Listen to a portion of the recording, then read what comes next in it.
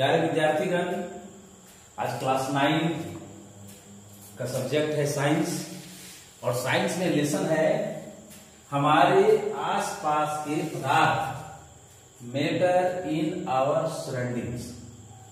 हमारे आसपास के पदार्थ है, उनकी क्या प्रकृति है, क्या विलक्षण है, कौन सा गुणधर्म है और किस प्रकार से वह प्रकृति में स्थित है। तो इस चैप्टर में हम लोग बहुत सारी बातें को पढ़ चुके हैं। हम लोगों ने इसमें पढ़ा है कि हमारे पास जो पदार्थ हैं और 3 अवस्था में पाए जाते हैं, ठोस, द्रव और गैस। पदार्थ है जो छोटे छोटे कणों से बने हुए हैं। पदार्थ अपनी अवस्था को परिवर्तित करते हैं, ठोस से द्रव, द्रव से गैस, गैस से द्रव और फिर द्रव से ठोस, या फिर ठोस से सीधा गैस और गैस से सीधा ठोस। तो ये विलक्षण हम पाते हैं, किसमें पाते हैं? पदार्थों के अंदर पाते हैं। और इस चैप्टर में इन सारी बातों का अध्ययन हम लोग कर चुके हैं। तो चलिए इस चैप्टर का जो सारांश है, इस चैप्टर के सारांश पर हम लोग आते हैं। तो देखा जाए सारांश इसका।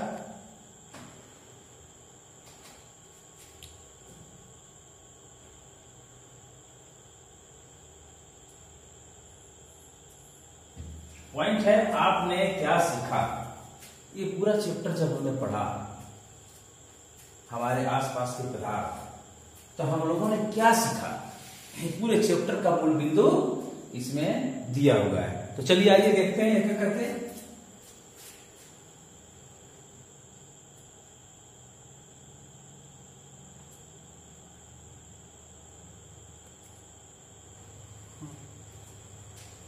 हाँ, तो पॉइंट है द्रव सूक्ष्म कणों से मिलकर बना होता है।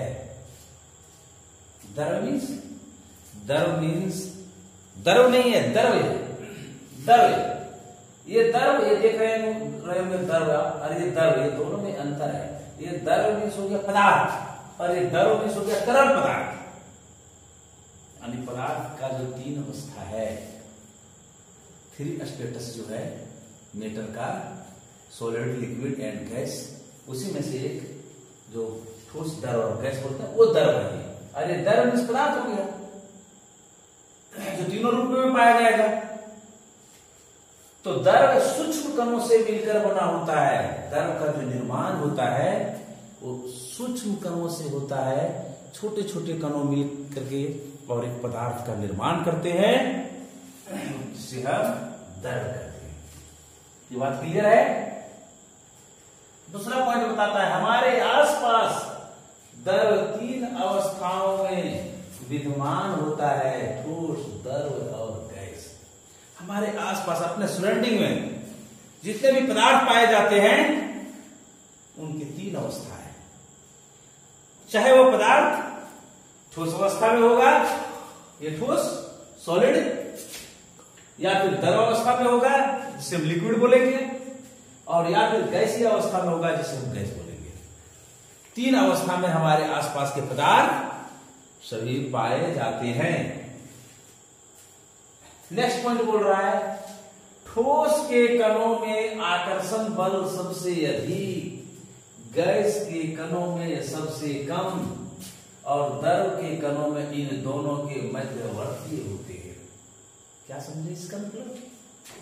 इसका मतलब कह रहा है ठोस पदार्थ जो होते हैं, जो ठोस अवस्था में पाए जाते हैं, चाहे वह ईंट हो, बेंच हो, डेस्क हो, ब्लैक बोर्ड हो, या स्मार्ट बोर्ड हो, या पोडियम हो, कुछ भी हो, जो ठोस अवस्था में पाए जाते हैं, जो ठोस रूप में हैं, उनके कणों के बीच, यानी इनके जो छोटे छोटे कण हैं, जिन कणों से इनका निर्माण हुआ है, वह छोटे छोटे कण, उन छोटे छोटे कणों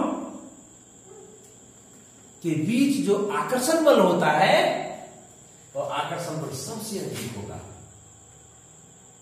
और कह रहा है गैस के कणों के बीच, गैस जो है, जो गैसीय रूप में, जैसे नाइट्रोजन हो गया, कार्बन डाइऑक्साइड हो गया, ऑक्सीजन हो गया, हाइड्रोजन हो गया, नियन गैसें हैं, बहुत सारी गैसें हैं, आर्गन है। तो इन सारी गैसों के जो छोटे कण हैं, उन छोटे कणों के बीच जो आकर्षण बल है वो कम होता है, कमजोर होता है, वीक होता है। और फिर पॉइंट बना रहा है, द्रव के कणों में इन दोनों के मध्यवर्ती होते हैं। ठोस का कणों के बीच में आकर्षण बल बहुत अधिक होगा, बहुत शक्तिशाली, और द्रव गैस के कणों के बीच में एकदम कमजोर होगा। लेकिन द्रव के कणों के में क्या होगा, तो बीच में होगा। दैट मीन्स ठोस के कणों के बीच आकर्षण बल सबसे अधिक, उसके बाद द्रव के कणों में, और उसके बाद गैस। ऐसे हम समझेंगे। या फिर हम समझेंगे गैस के कणों में सबसे कम आकर्षण बल और द्रव के कणों में उससे अधिक, और ठोस के कणों में सबसे अधिक। दोनों तरीका से हम लोग समझ सकते हैं। तो ये आकर्षण बल की बात था। आकर्षण बल किस प्रकार से उनके कणों के बीच।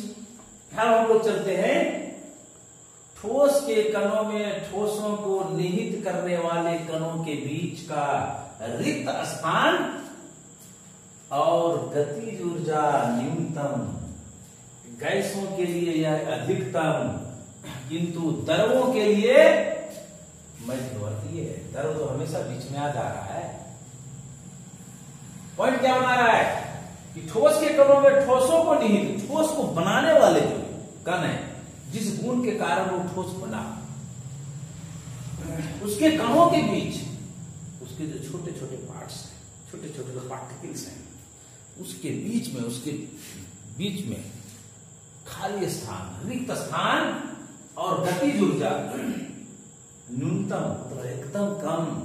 आप देखते हैं ईट को आप आसानी से ऐसे चाहेंगे कि ईट को थोड़ा थोड़ा खींच ले, नहीं खींचाएगा। बेंच के पटरे को हम चाहेंगे आसानी से खींच ले, नहीं खींचाएगा। एक लोहे के टुकड़े को हम चाहेंगे आसानी से उसे ब्रेक कर दे, तोड़ दे, नहीं टूटेगा। लेकिन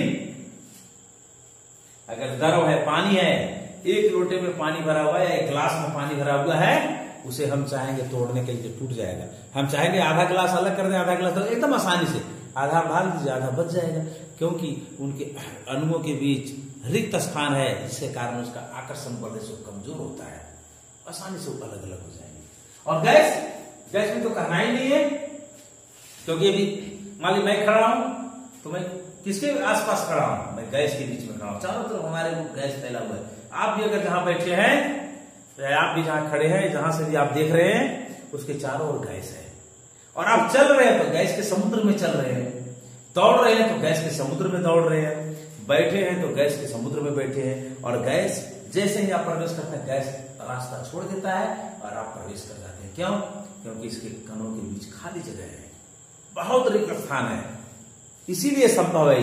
अगर ऐसा नहीं होता तो क्या होता, कल्पना किया जाए, अगर जो गैसें हैं इनके बीच अगर रिक्त स्थान नहीं रहता, तब क्या होता, हम लोग नहीं चल पाते, चलना फिरना सब दुर्लभ हो जाता और जीवन की कल्पना ही नहीं हो पाती।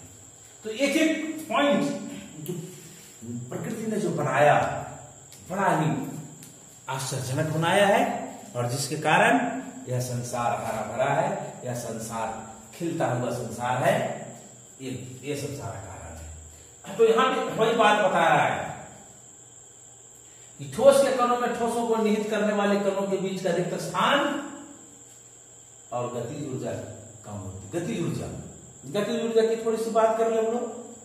आप देखते होंगे बुक है, एक बुक है, ये एक बुक है, ये बुक दिखाई पड़ रहा है आपको, बुक ये ठोस है, क्या इसके कण गति करेंगे? नहीं करेंगे। मैं जहां पे रख दूंगा इसको, वहीं पे आसानी से रख जाएंगे, कोई इसमें मोमेंट नहीं होगा। इसका मतलब गतिज ऊर्जा इसमें न्यूनतम है। इसके कण में गतिज ऊर्जा है ही नहीं। अगर इसके कण में गतिज ऊर्जा रहता तब तो इसको गति प्रदान करता हूं, इस पूरे सतह को, इस पूरे बुक को, इस पूरे पदार्थ को।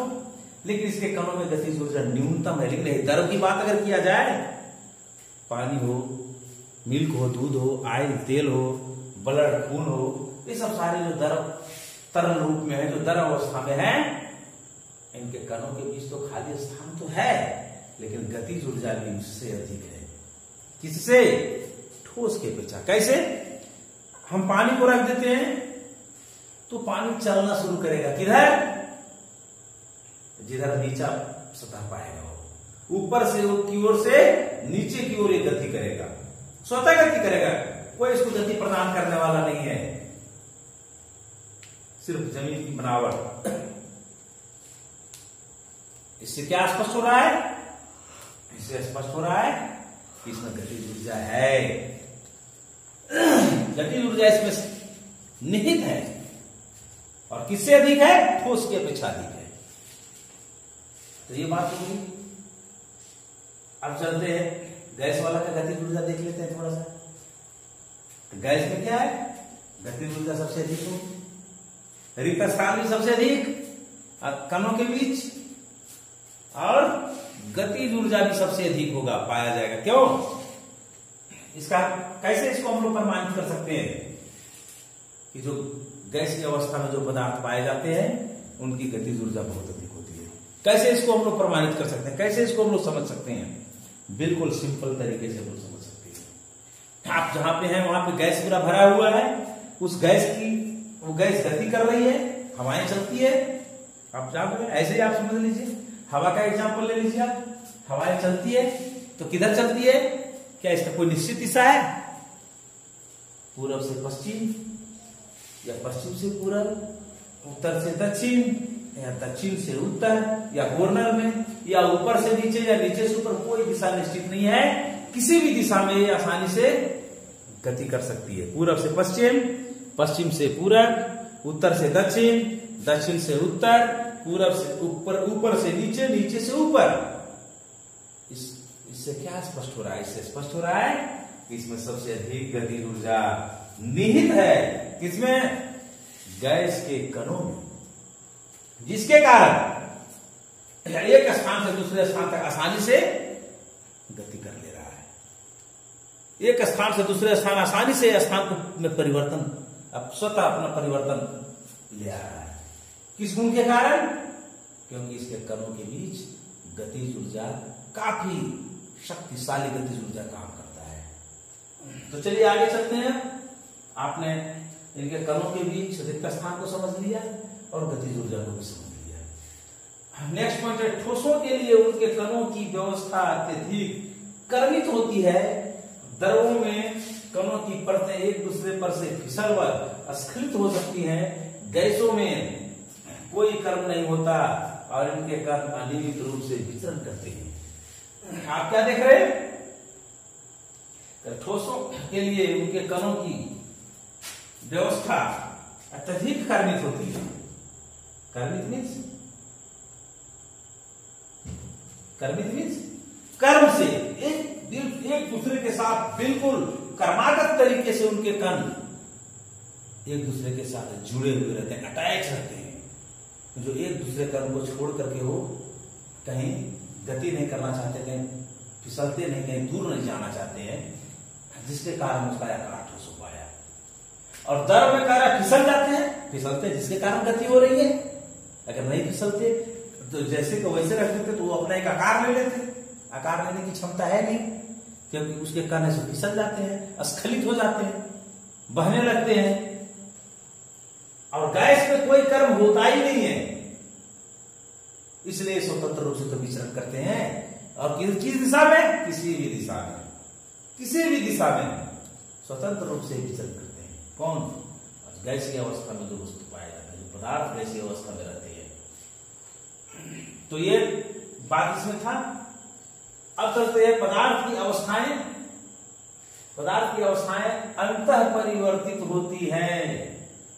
पदार्थ की अवस्थाओं में परिवर्तन ताप और दाब में परिवर्तन से किया जा सकता है। अंतः परिवर्तन मतलब आपस में किसके साथ? ठोस, द्रव और गैस, ये तीनों के बीच, ये तीनों के बीच अवस्था में परिवर्तन होगा। अवस्थाएं अंतः परिवर्तन, ठोस से द्रव और द्रव से गैस। आप लोगों को इसके पहले बताया जा चुका है, आप समझ चुके हैं। जल का एक बहुत अच्छा एग्जाम्पल है वाटर, जल तीनों अवस्था में हम लोग आसानी से देख सकते हैं। देख तो बहुत सारे पदार्थ को देख सकते हैं, बहुत सारे पदार्थ को हम लोग तीनों अवस्था में देख सकते हैं, लेकिन जल इसका सटीक उदाहरण है, क्योंकि बहुत इजी प्रोसेस से, बहुत आसानी प्रोसेस से हम लोग तीनों अवस्था इसका प्राप्त कर लेते हैं। बाकी बहुत सारे दूसरे पदार्थ जिनका आसानी से तीनों अवस्था को प्राप्त नहीं कर पाते हैं। जिसके चलते जल का उदाहरण हम लोग लेते हैं कब, जब इनका अवस्थाओं का अंत परिवर्तन की बात होती है।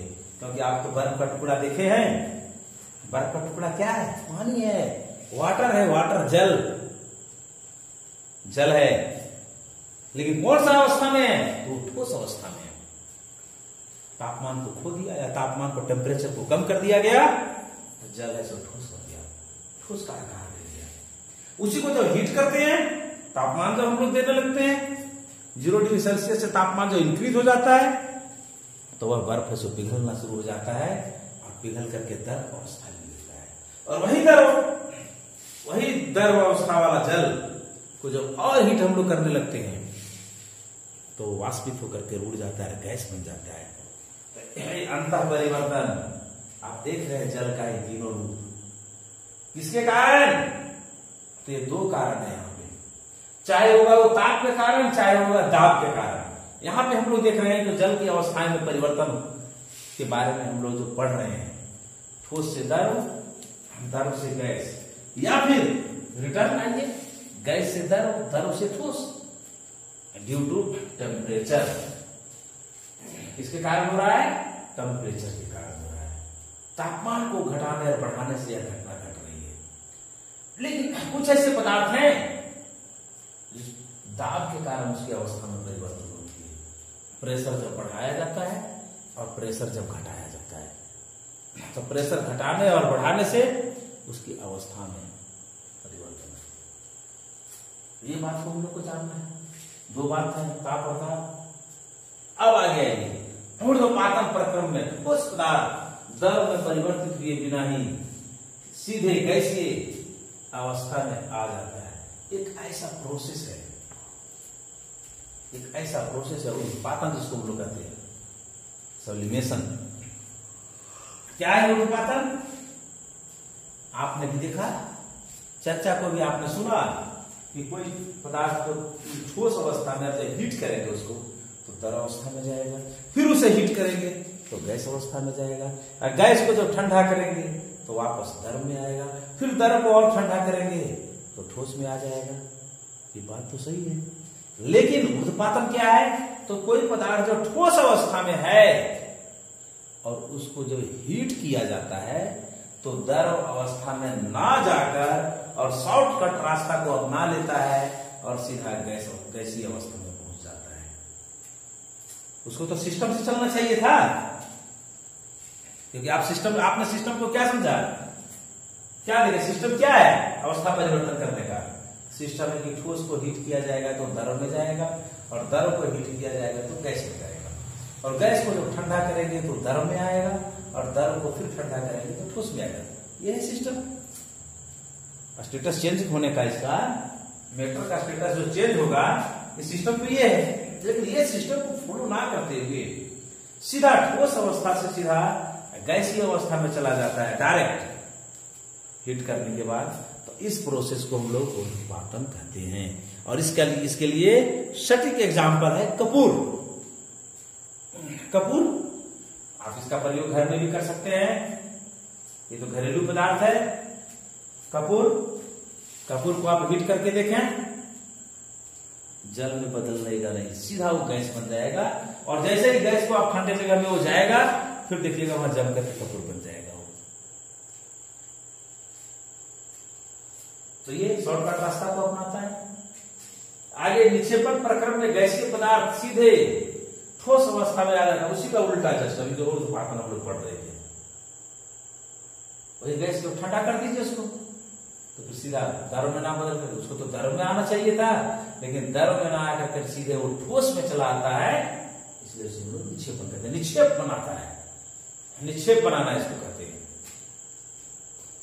और क्वथनांक की समष्टि परिघटना, जिसमें समष्टि के कण द्रव अवस्था से वाष्प में परिवर्तित होते हैं। क्वथनांक क्या है? क्वथनांक जिसको हम लोग बॉइलिंग पॉइंट कहते हैं। क्वथनांक, बॉइलिंग पॉइंट और मेल्टिंग पॉइंट आप पढ़े हैं। क्वथनांक और द्रवणांक। तो क्वथनांक क्या होता है? जिस टेम्परेचर पर कोई भी पदार्थ उबलना शुरू हो जाए, जैसे जल, शुद्ध जल, प्योर वाटर 100 डिग्री सेल्सियस पर बॉयल होता है। जो प्योर वाटर है तो 100 डिग्री सेल्सियस तापमान जब तक उसे नहीं प्राप्त होगा तब तक वो उबलना शुरू नहीं होगा। तो 100 डिग्री सेल्सियस तापमान को लेकर वो उबलता है, तो इसका मतलब 100 डिग्री सेल्सियस का क्वथनांक हो गया। किसका? जल का। तो जिस पदार्थ का क्वथनांक आपको जानना है, उस पदार्थ का मेजरमेंट करना पड़ेगा कि यह पदार्थ कितने डिग्री तापमान पर उबलता है। जितना डिग्री तापमान पर वह उबलेगा, वह पॉइंट, वह बिंदु, वह मान उसका क्वथनांक कहलाएगा। तो यहां पे क्या कह रहा था? क्वथनांक की समष्टि परिघटना, जिसमें समष्टि के कण द्रव अवस्था से वाष्प में परिवर्तित होते हैं। आप ये समझ लीजिए इस बात को। जब तक आप पूरा हीट दे रहे हैं द्रव को, लेकिन जब तक 100 डिग्री सेल्सियस जल, सपोज करके जल, जब तक वो 100 डिग्री सेल्सियस तापमान को नहीं लेगा तब तक वो उबलना शुरू नहीं करेगा। और पूरे समष्टि की परिघटना, यानी पूरे पदार्थ, पूरे, आप तो एक जगह उसको हीट दे रहे हैं, लेकिन वो पूरे में जब तक वो तापमान फैल नहीं जाएगा उस बर्तन में, इसलिए यहां समष्टि शब्द का यूज किया है, तब तक वो उबलना शुरू नहीं करेगा। अगला है वाष्पीकरण। एक सतह की परिघटना है। सतह के कण पर्याप्त ऊर्जा ग्रहण कर उनके बीच के परस्पर आकर्षण बलों को पार कर लेते हैं और द्रव को वाष्प अवस्था में परिवर्तित कर देते हैं। वाष्पीकरण, वेपराइजेशन। वेपराइजेशन क्या है? वाष्पीकरण क्या है? वेपराइजेशन वह प्रक्रिया है, किसी पदार्थ के लिए वाष्पीकरण वह प्रक्रिया है कि वह अपने द्रव अवस्था में पहले से, यानी वो द्रव अवस्था में है और तापमान को पाकर के जब वो गैसीय अवस्था में बदल जाता है कोई भी पदार्थ, तो उस प्रक्रिया को हम लोग वाष्पीकरण कहते हैं। ये कैसे होगा? तो तापमान को पाकर के होगा। लेकिन यहां पे पॉइंट बना रहा है सतह की परिघटना, उसका सतह कितना बड़ा है। जबकि वाष्पीकरण अगर आप सपोज किया जाए, एक गिलास है आपके पास और एक थाली है, दोनों में हम जल लिए आधा लीटर, हाफ लीटर, एक गिलास में भी लिए, थाली में लिए। वाष्पीकरण पहले किसका होगा? पहले प्लेट वाला का होगा। क्यों होगा? क्योंकि उसका सतह क्षेत्रफल ज्यादा है। गिलास का वाष्पीकरण पीछे होगा या फिर धीमी गति से होगा। तो सतह के कण पर्याप्त ऊर्जा ग्रहण करते हैं। वो कहां से? तापमान से। और उसके बीच के कण जो है, उसके बीच के कणों के बीच में जो बल है, आकर्षण बल, उसको तोड़ देते हैं, तोड़ करके पार कर जाते हैं, यानी उसका आकर्षण बल समाप्त। और आकर्षण बल जो समाप्त हो जाता है तो वाष्प में बदलना शुरू हो जाता है। जो बंधन था, जो बंधे हुए थे दोनों कण, सभी कण जो बंधे हुए थे एक दूसरे के बीच में, वो बंधन टूट जाता है। और टूटने का कारण क्या है? तापमान। जैसे ही तापमान बढ़ने लगता है वो बंधन टूटने लगता है। और बंधन जब टूट जाता है तो द्रव है सो अपनी अवस्था को छोड़ देता है और ऊर्जा को पा करके और गैसीय अवस्था में बदल जाता है, जलवाष्प में बदल जाता है, जिसको हम लोग वाष्पीकरण कहते हैं। आगे वाष्पीकरण की गति निम्नलिखित कारकों पर निर्भर करती है। ये कितना तेज होगा, धीमा होगा, तेज होगा, एक 3 बात पर निर्भर। पहला, सतही क्षेत्रफल, जिसका वायुमंडल के प्रति परित्याग होता है। सतही क्षेत्रफल, सतही क्षेत्रफल कितना बड़ा है उसी के अनुसार से उसका वाष्पित क्रिया थी। तापमान, तापमान कितना दिया गया। और आर्द्रता, आर्द्रता कहां पे? वायुमंडल की आर्द्रता। आर्द्रता अगर अधिक है तो वाष्पीकरण की क्रिया धीमी होगी, आर्द्रता अगर कम है तो अवाष्पीकरण की क्रिया जो तेज होगी। और वायु की गति के ऊपर भी निर्भर करता है। वाष्पीकरण से ठंडक उत्पन्न होती है, वाष्पीकरण से ठंडक भी उत्पन्न होती है। जो घड़े में जो मिट्टी के घड़े में जो जल रखा जाता है, जो ठंडा रहता है, क्या कारण है उसका? कोई कारण, वाष्पीकरण वाष्पीकरण, क्योंकि उसमें पतले पतले छिद्र होते हैं, उसके सतह पर जो जल बाहर आकर के रिस जाता है, उसके ऊपर जो तापमान पड़ता है तो तापमान को जल पा करके वाष्पीकरण होकर के उड़ गया, तापमान वहां बचा नहीं, तापमान को तो परिवर्तित कर लिया, वो द्रव जो थोड़े थोड़े रिस करके बाहर आता है परिवर्तित कर लिया और वाष्पित हो गया। वाष्पीकरण की प्रक्रिया वहां पे होती है और गैस में बदल जाता है, जिसके कारण वो तापमान घड़े के अंदर प्रवेश नहीं कर पाता है और जल हमारा ठंडा रहता है, मिट्टी का। ये कारण है वहां पर। तो यही है वाष्पीकरण, ये वहां पे भी हो रहा है। अगला वाष्पीकरण की गुप्त ऊष्मा, ताप की वह मात्रा है, वाष्पीकरण की गुप्त ऊष्मा ताप की वह मात्रा है जो 1 केजी द्रव वायुमंडलीय दाब और द्रव के क्वथनांक पर गैसीय अवस्था में परिवर्तन हेतु प्रयोग होती है। वाष्पीकरण की गुप्त ऊष्मा का है। गुप्त ऊष्मा किसे कहेंगे? वाष्पीकरण की। तो कह रहा है ताप की वह मात्रा है जो हीट दिया गया, किस लिए? वाष्पीकरण होने के लिए। किस पर? द्रव पर। जो 1 केजी द्रव, 1 केजी द्रव यहां प्रयोग में लाया जा रहा है, वायुमंडलीय दाब जो हमारा एटमॉस्फेयर प्रेशर है, और द्रव के क्वथनांक, द्रव का क्वथनांक कितना है, कितना पर वो उबलेगा, पर गैसीय अवस्था में परिवर्तन का हेतु प्रयोग होती है, यानी गैस अवस्था में जो बदला जाता है वही प्रयोग होती है। और वाष्पीकरण की गुप्त ऊष्मा, ये बात यहां पे बता रहा है। नेक्स्ट पॉइंट है संगलन की गुप्त ऊष्मा। ये वाष्पीकरण हो गया, यानी द्रव से गैस में बदलना। संगलन की गुप्त ऊष्मा ऊर्जा की वह मात्रा है जो 1 केजी ठोस को वायुमंडलीय दाब पर ठोस को उसके संगलन बिंदु पर लाने के लिए प्रयोग होती है। कह रहा है ठोस को उसके संगलन बिंदु, मतलब संगलन बिंदु मतलब गलने के लिए, संगलन वही है, वह गुप्त ऊष्मा है। ऊष्मा लगेगा किस लिए? ठोस में है तो उसको द्रव में बदलने के लिए, वहां द्रव से गैस में बदला जा रहा था, इसलिए वाष्पीकरण की गुप्त ऊष्मा हो गया वो। और यहाँ पे ठोस से द्रव में बदला जा रहा है, इसलिए संगलन की गुप्त ऊष्मा यहाँ पे कहा जाएगा। और दोनों में वही बात है, 1 केजी द्रव तो यहाँ पे 1 केजी ठोस लिया जाएगा, वहां भी वायुमंडलीय दाब पर, यहाँ भी वायुमंडलीय दाब पर है। सारी बात वही है, केवल वहां पे वाष्पीकरण होना, गैस में बदलना है, और यहाँ पे संगलन होना, बिंदु लाना है, ठोस से द्रव में बदलना है। बस एक डिफरेंस है दोनों में, और दोनों की गुप्त ऊष्मा उसी तरह से परिभाषित है। चाहे वाष्पीकरण की गुप्त ऊष्मा को हम समझें या संगलन की गुप्त ऊष्मा को समझें। तो ये इस चैप्टर का पूरा सारांश है, और इस पूरे सारांश में इस चैप्टर की सारी बातें छिपी हुई है, लेकिन आपको पूरे एक एक पॉइंट को जानने के लिए आपको बुक का थोड़ा सा सहारा लेने की जरूरत है। आप बुक में सभी पॉइंट्स को एक बार अच्छी तरह से देखें, सारी बातें समझ में आ जाएगी। नहीं समझ में अगर आएगी तो अवश्य फिर मैं आपका ये जो समस्या बच जाएगा उसका निदान मैं अवश्य आपके साथ आपको शेयर करूंगा, और आसानी से फिर आप सीख जाएंगे। और इसके बाद एक पॉइंट और देखिए जो इम्पोर्टेंट है, आपका छोटा सा पॉइंट है, इसी में देखेंगे आप, याद करने के लिए बेहद जरूरी है।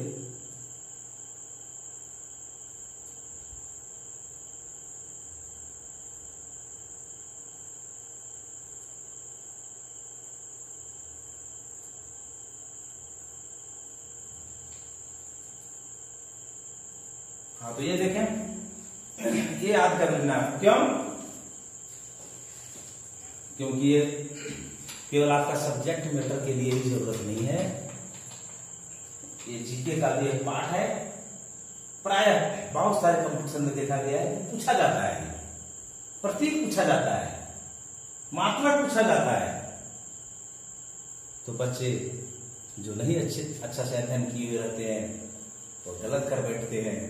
इसलिए आपको इसे अच्छी तरह से कंप्लीट कर लेना है, ताकि चैप्टर का जो आपका मुख्य पॉइंट है, बिंदु है, उसके साथ साथ चैप्टर के मुख्य बिंदु के साथ साथ आपका राशि, मात्रा और प्रतीक याद हो जाए, ताकि आप जीके में भी अच्छा अंक प्राप्त कर सकें। तो यहाँ पे राशि है, देखिए तापमान, लंबाई, संहति, भार, आयतन, घनत्व, दाब, ये सब भौतिक राशियां, सब फिजिकल क्वांटिटीज है। इस बारे सभी फिजिकल क्वांटिटीज है, भौतिक राशि है। भौतिक राशि क्या होती है जिसका मेजरमेंट किया जा सकता है? भौतिक राशि हम किसे कहेंगे? जिसका मेजरमेंट हम कर सकते हैं। लंबाई का मेजरमेंट कर सकते हैं, तापमान का मेजरमेंट कर सकते हैं, द्रव्यमान का मेजरमेंट कर सकते हैं, विद्युत धारा का मेजरमेंट कर सकते हैं, ये सारी चीज का समय का मेजरमेंट कर सकते हैं। ये सारी भौतिक राशियां हैं, यानी जिसको मापा जा सके, वैज्ञानिक पद्धति से जिसको मापा जा सके, जिसका मात्रक हो, उसी को हम लोग भौतिक राशि कहते हैं। तो ये सब सारे को हम माप सकते हैं, सारे को मेजरमेंट किया जा सकता है। किससे? एक प्रमाणित इकाई से, प्रमाणित यूनिट से। तो तापमान को हम लोग केल्विन में, ऐसे आप देखते होंगे, जरूरत के अनुसार तापमान को सेल्सियस में भी किया जाता है, जरूरत के अनुसार तापमान को फ़ारेनहाइट में भी किया जाता है, लेकिन यहां पे दिखाया है केल्विन। फ़ारेनहाइट अगर रहेगा तो उसका संकेत आ जाएगा F, अगर सेल्सियस रहेगा तो उसका संकेत आ जाएगा C। इस पर थोड़ा सा मैं और चर्चा करता हूं। आप देखते होंगे डॉक्टर थर्मामीटर जो होता है, डॉक्टर लोगों के पास जो थर्मामीटर होता है, दो तरह का थर्मामीटर आप देखेंगे। डॉक्टर के पास जो थर्मामीटर अवश्य आप देखे होंगे, और आप अपने विद्यालय के लेबोरेटरी में लेबोरेटरी थर्मामीटर भी आप देखे होंगे। दोनों में क्या डिफरेंस था? डॉक्टरी थर्मामीटर जो है तो हमारे बुखार मापने के लिए था, उसका हमारा बॉडी का जो रेंज है उससे कुछ पीछे और कुछ आगे का तापमान उसमें निहित रहेगा। लेकिन जो लेबोरेटरी थर्मामीटर है उसमें आप क्या देखे थे? 100 डिग्री सेल्सियस से भी अधिक, और फिर 0 डिग्री सेल्सियस से भी कम, माइनस तक। क्यों ऐसा दिया हुआ था उसमें? ताकि आप बर्फ का अगर तापमान माप रहे हैं तो आपको 0 डिग्री सेल्सियस तक आना पड़ेगा। जल का उबलता हुआ तापमान माप रहे हैं तो 100 डिग्री सेल्सियस तक जाना पड़ेगा। और रूम टेम्परेचर अगर माप रहे हैं तो जो कॉमन टेम्परेचर, हमारा जो एटमॉस्फेरिक टेम्परेचर है, इसके तापमान में हमें आना पड़ेगा। इसलिए उसका रेंज लंबा रेंज होता है, तो जरूरत के अनुसार वो यूज करते हैं। तो डॉक्टर थर्मामीटर, कभी कभी ये सवाल किया जाता है कि डॉक्टर थर्मामीटर कौन सा यूनिट में रहता है? बताइए। डॉक्टर थर्मामीटर सेल्सियस में नहीं रहता है। हमारा बॉडी का टेम्परेचर 37 डिग्री सेल्सियस माना गया है सामान्य तापमान, और फ़ारेनहाइट में, सेल्सियस में 37 डिग्री सेल्सियस और फ़ारेनहाइट में 98.6 डिग्री फ़ारेनहाइट। तो फ़ारेनहाइट है जो सूक्ष्म ज्ञान हमें प्राप्त कराता है। थोड़ा सा भी बढ़ गया तो हमें दिखा देता है, थोड़ा सा भी घट गया तो दिखा देता है। सेल्सियस में तो रेंज कम है, तो इसलिए हम लोग अपनी सुविधा के लिए, अपने स्वास्थ्य को अच्छी तरीके से मेजरमेंट करने के लिए, और वैज्ञानिकों ने फ़ारेनहाइट स्केल को विकसित किया, फ़ारेनहाइट थर्मामीटर को विकसित किया, ताकि आप आसानी से बॉडी टेम्परेचर को मेजरमेंट किया जा सके। तो तापमान में ये आपका कंफ्यूजन था, ये दूर हो गया। सेल्सियस भी लेंगे, फ़ारेनहाइट भी लेंगे, यहाँ पे आपको दिखाया जाएगा केल्विन, इसका प्रतीक होगा K। इसके बाद है लंबाई। लंबाई का क्या होगा? मीटर होगा, मीटर में मेजरमेंट करेंगे, इसका होगा M। उसके बाद संहति, इसका क्या होगा? किलोग्राम होगा। संहति मतलब द्रव्यमान, केजी। भार, न्यूटन, इसको न्यूटन में मापेंगे, N, इसका संकेत होगा N। आयतन, घन मीटर, घन मीटर को मीटर क्यूब भी लिख सकते हैं, मीटर, इसका होल क्यूब दे देंगे, क्योंकि जब भी कोई भी चीज का आयतन हम निकालते हैं तो 3 माप लिया जाता है, लेंथ, ब्रेड्थ और हाइट, लंबाई, चौड़ाई और ऊंचाई। तो 3 माप मेजरमेंट हुआ तो 3 यूनिट भी आएगा तीनों के लिए।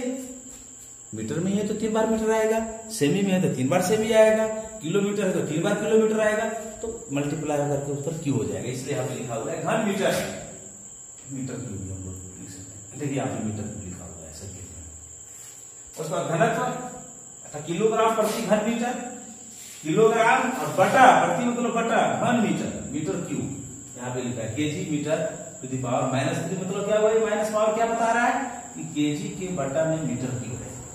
उसको ऊपर ले गया तो उसका साइन बदल जाएगा, प्लस वाले आ जाएंगे माइनस में, माइनस वाले आ जाएंगे प्लस में, तो नीचे प्लस में रहेगा, ऊपर चला गया तो माइनस में आ गया। उसके बाद है दाब, प्रेशर, इसको हम लोग पास्कल में मापते हैं, इसका संकेत है। तो इस प्रकार से आपको कुछ भौतिक राशियां हैं जिसका प्रयोग आप बखूबी करेंगे, ये जान लेना है, इसका मात्रक ये जान लेना है, इसका प्रतीक ये जान लेना है। ये सारे क्वेश्चन, इन सारे पॉइंट्स को आप आसानी से कंप्लीट कर लेंगे, ये काफी महत्वपूर्ण है आपके लिए। और फिर इसके बाद आगे आप इंतजार करें, आगे पॉइंट आपको फिर हम भेजते हैं। धन्यवाद विद्यार्थी।